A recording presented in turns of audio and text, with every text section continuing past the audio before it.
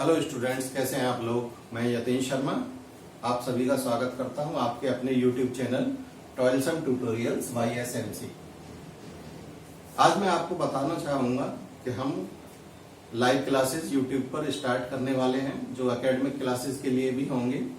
Academic classes में हम 9th से लेकर 12th क्लास तक के बैचेस लेंगे, जिसमें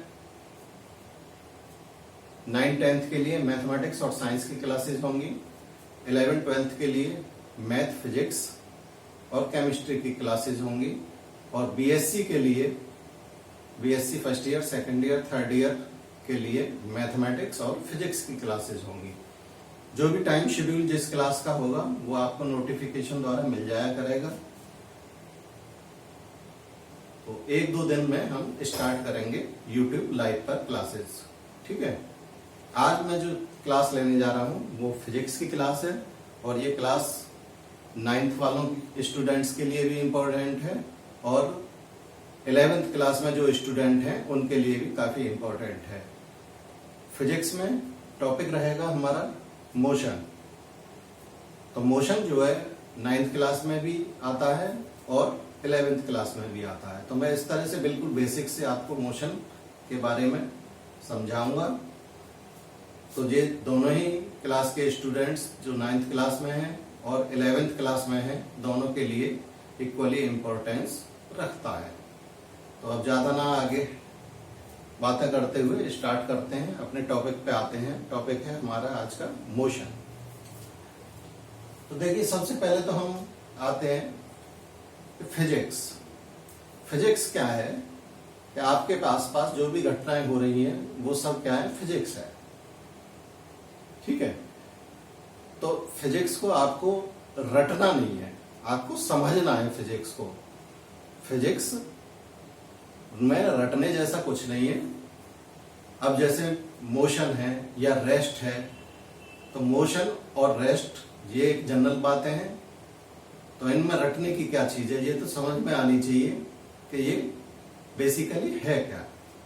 तो कोशिश करना है आपको ज्यादा से ज्यादा ये कोशिश करना है कि नोट्स जो बनाए आप उन्हें रटें ना, उन्हें समझें। और जो भी आपकी क्वेरी हो वो मुझे कमेंट बॉक्स में लिखें।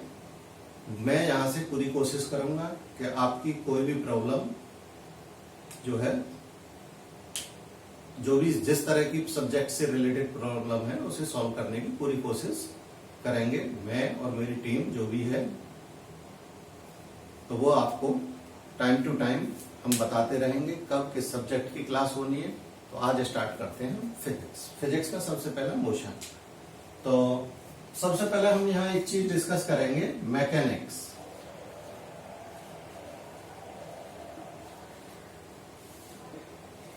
मैकेनिक्स क्या है? देखिए, मैकेनिक्स क्या है? It is the branch of physics in which we study the motion of an object। यानी फिजिक्स की वो ब्रांच जिसमें हम ऑब्जेक्ट के मोशन की स्टडी करते हैं। किसी भी ऑब्जेक्ट के मोशन की स्टडी करेंगे वो क्या है, फिजिक्स है। ठीक है, वो मैकेनिक्स है, सॉरी। तो इसमें लिखेंगे it is the branch of physics in which we study the motion of an object। तो मैकेनिक्स क्या है? मैकेनिक्स है फिजिक्स की वो ब्रांच जिसमें हम किसी भी ऑब्जेक्ट के मोशन की स्टडी करते हैं। बेसिकली इसके 3 ब्रांचेज हैं मैकेनिक्स की।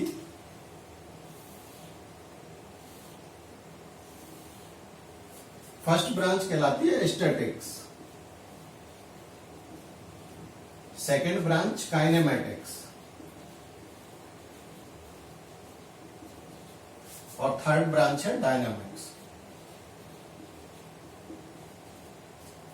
यानी फर्स्ट ब्रांच स्टैटिक्स, दूसरी काइनेमैटिक्स और तीसरी डायनेमिक्स। ये 3 ब्रांच है इसकी मैकेनिक्स की। अब देखिए स्टैटिक्स क्या है, जैसे इसके नाम से ही मालूम चल रहा है स्टैटिक। स्टैटिक का मतलब स्थिर, रुका हुआ। तो इसका मतलब जब बॉडी रेस्ट में होगी तब हम उसकी स्टडी करेंगे। We study when object in rest.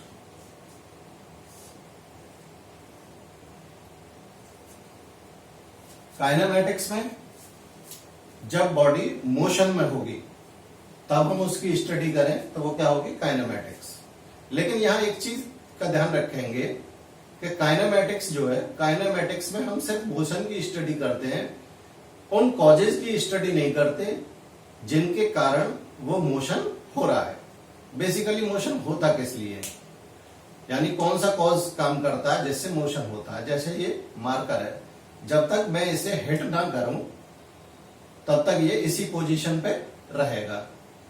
तो हिट करने से इसमें मोशन आया, यानी हिट करने से क्या लगा, इसमें फोर्स लगा, और फोर्स से क्या आया, मोशन आया। तो मोशन किससे आएगा, फोर्स से आएगा। तो कॉजेज ऑफ मोशन क्या हो गया, फोर्स हो गया।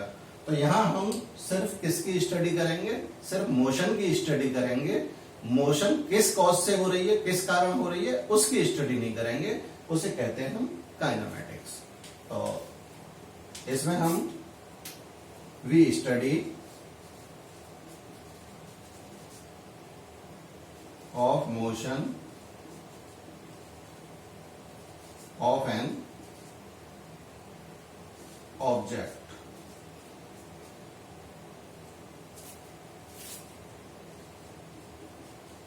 without looking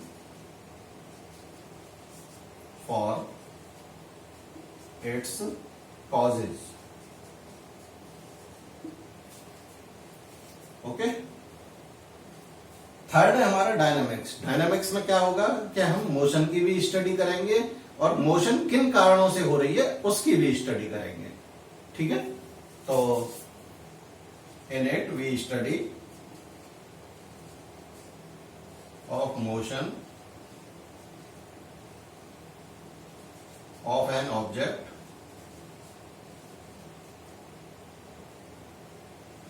with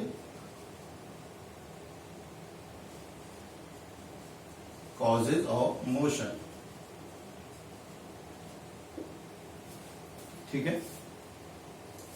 तो देखिए सबसे पहले क्या था, मैकेनिक्स। मैकेनिक्स क्या है, mechanics is the branch of physics in which we study the motion of an object. इसकी 3 ब्रांचेज हैं। कौन कौन सी, स्टैटिक्स, दूसरी काइनेमैटिक्स, तीसरी डायनामिक्स। स्टैटिक्स में क्या होगा कि जब ऑब्जेक्ट रेस्ट में है उसकी स्टडी को हम स्टैटिक्स में लेंगे। काइनेमैटिक्स में क्या होगा कि जब ऑब्जेक्ट मोशन में है तो उसकी स्टडी काइनेमैटिक्स में आएगी। लेकिन काइनेमैटिक्स में सिर्फ हम मोशन की स्टडी करेंगे, उसके कॉजेज की स्टडी नहीं करेंगे। थर्ड में डायनामिक्स में क्या होगा कि हम मोशन की भी स्टडी करेंगे, ऑब्जेक्ट के मोशन की, और किन कारणों से वो हो रही है मोशन, यानी फोर्स की भी स्टडी करेंगे। तो वो क्या होगा, डायनामिक्स होगा। अब देखिए इसमें तो बॉडी किसमें, रेस्ट में है। तो टाइम, पासेज ऑफ टाइम के साथ उसकी पोजीशन में कोई भी चेंज नहीं आ रहा। तो यहां पर time factor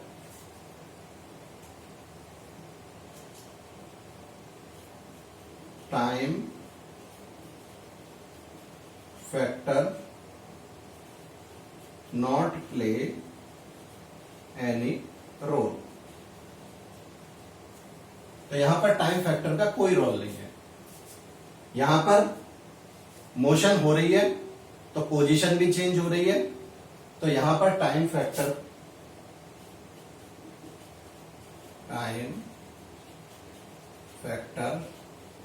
has its mean, यानी टाइम फैक्टर मीनिंगफुल है यहां, और इसमें तो होगा ही होगा। टाइम फैक्टर हैज या प्ले एन इंपॉर्टेंट रोल।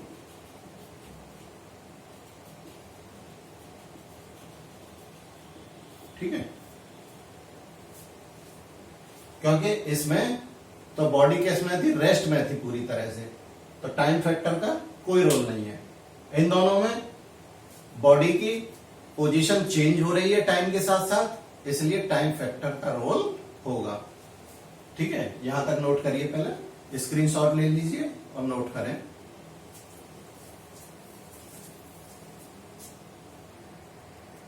आइए आगे देखते हैं हम।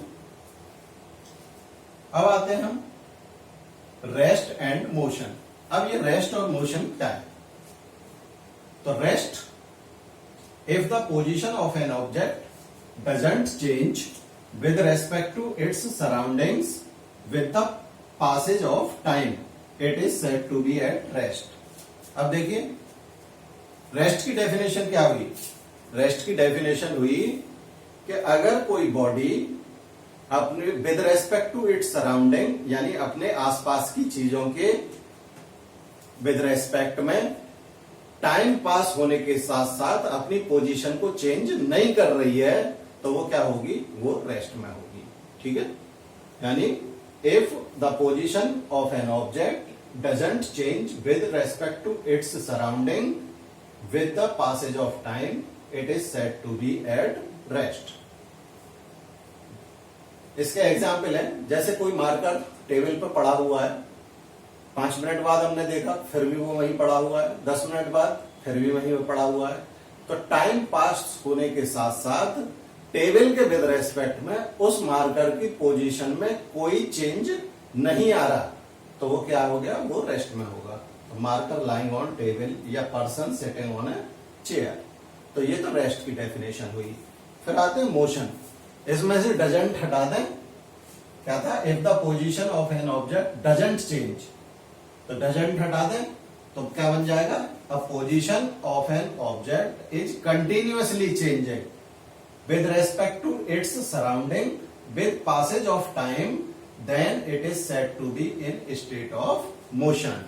क्या हुआ? मतलब कि कोई ऑब्जेक्ट टाइम के पास होने के साथ साथ अपने सराउंडिंग्स से कंटिन्यूअसली पोजीशन को चेंज कर रहा है, तो वो किस में होगा? मोशन में होगा।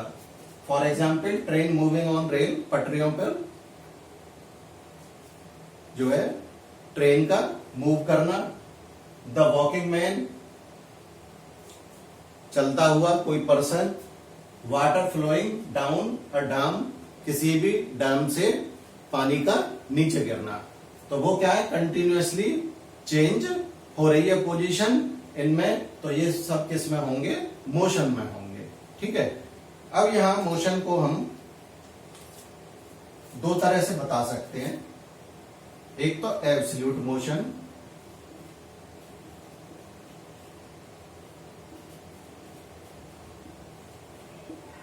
और एक है रिलेटिव मोशन।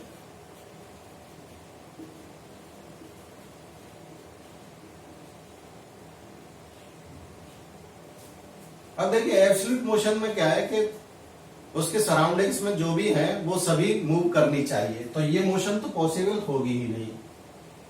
और रिलेटिव मोशन में क्या होगा कि किसी स्टैटिक,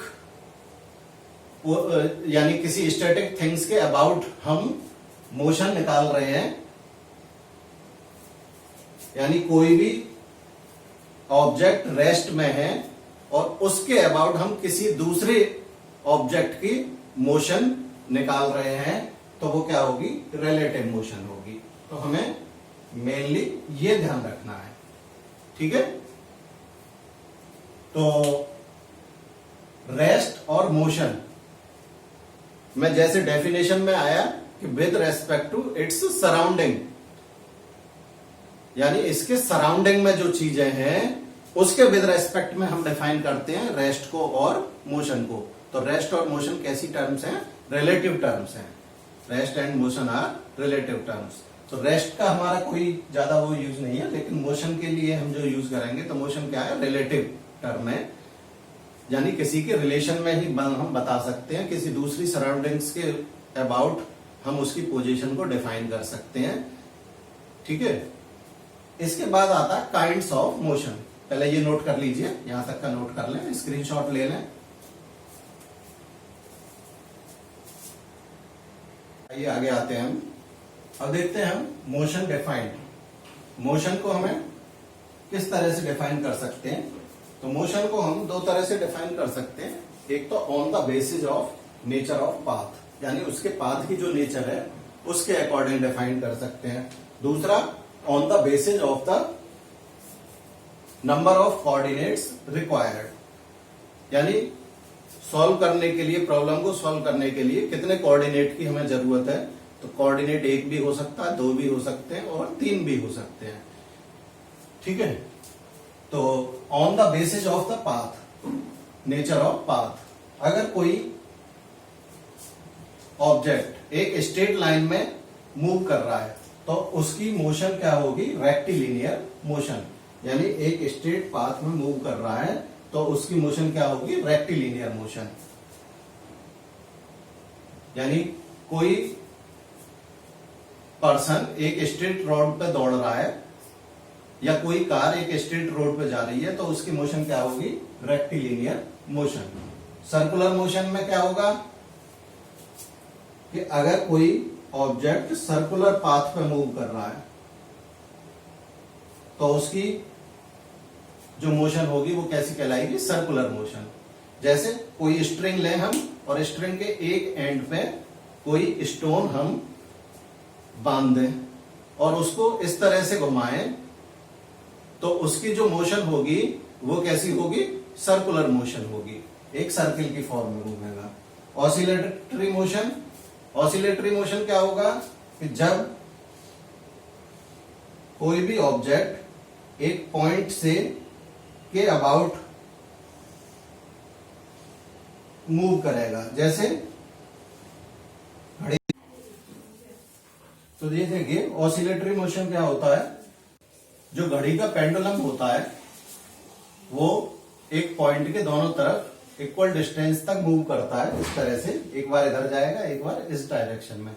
तो इस तरह की मोशन एक फिक्स पॉइंट के अबाउट क्या कहलाती है, ऑसिलेटरी मोशन। अब आते हैं on the basis of the number of coordinate required. अगर हमें केवल एक ही कोऑर्डिनेट की जरूरत है प्रॉब्लम सॉल्व करने के लिए तो मोशन कैसी होगी, वन डायमेंशनल मोशन, यानी या तो मोशन एक्स डायरेक्शन में हो रही है या मोशन वाई डायरेक्शन में हो रही है केवल, तो एक ही कोऑर्डिनेट की जरूरत पड़ेगी तो वो क्या होगी, वन डायमेंशनल मोशन। अगर मोशन 2 डायमेंशनल है तो हमें कितने कोऑर्डिनेट की जरूरत होगी, 2 कोऑर्डिनेट की जरूरत, यानी मोशन इन प्लेन। तो 2 डायमेंशनल प्लेन यानी एक्स एक्सिस भी और वाई एक्सिस भी। अगर कोई कार किसी कर्व्ड रोड पर या कर्व्ड पाथ पर मूव कर रही है तो वो किस तरह की होगी, 2 डायमेंशनल मोशन, क्योंकि हमें उसमें एक्स कोऑर्डिनेट भी और वाई कोऑर्डिनेट भी निकालना होगा। 3 डायमेंशनल मोशन में क्या होगा कि हमें तीनों कोऑर्डिनेट की जरूरत पड़ेगी, एक्स कोऑर्डिनेट, वाई कोऑर्डिनेट और जेड कोऑर्डिनेट की, तो वो 3 डायमेंशनल मोशन होगी। तो 3 डायमेंशनल मोशन कैसी होती है, जैसे कोई butterfly flying in a garden और kite flying in a sky. तो ये सारी मोशन किस तरह की होंगी, 3 डायमेंशनल होंगी। तो 1 डायमेंशनल में 1 कोऑर्डिनेट की जरूरत होगी, 2 डायमेंशनल में 2 कोऑर्डिनेट की और 3 डायमेंशनल में 3 कोऑर्डिनेट की। 1 डायमेंशनल मोशन को रेक्टिलिनियर मोशन या मोशन इन स्ट्रेट लाइन कहते हैं और 2 डायमेंशनल और 3 डायमेंशनल को कहते हैं मोशन इन ए प्लेन। तो ये मोशन का डिफाइन हुआ। इसके बाद हम स्टार्ट करेंगे डिस्टेंस एंड डिस्प्लेसमेंट के बारे में, फ्रेम ऑफ रेफरेंस के बारे में, पॉइंट ऑब्जेक्ट के बारे में, ठीक है, और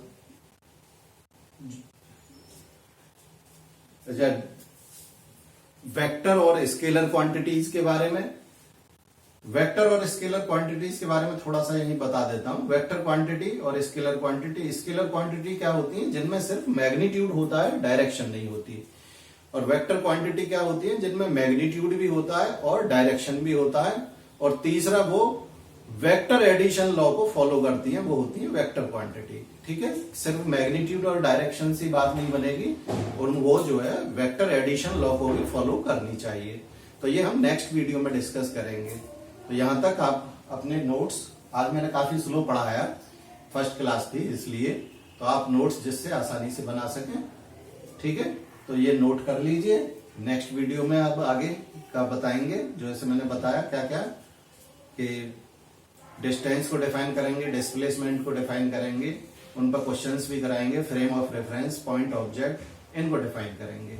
तो फिजिक्स को आपको रटना नहीं है, अच्छी तरह से सीखना है। अगर वीडियो अच्छी लगी हो तो लाइक करें, शेयर करें और मेरे चैनल को सब्सक्राइब करें। Thank you.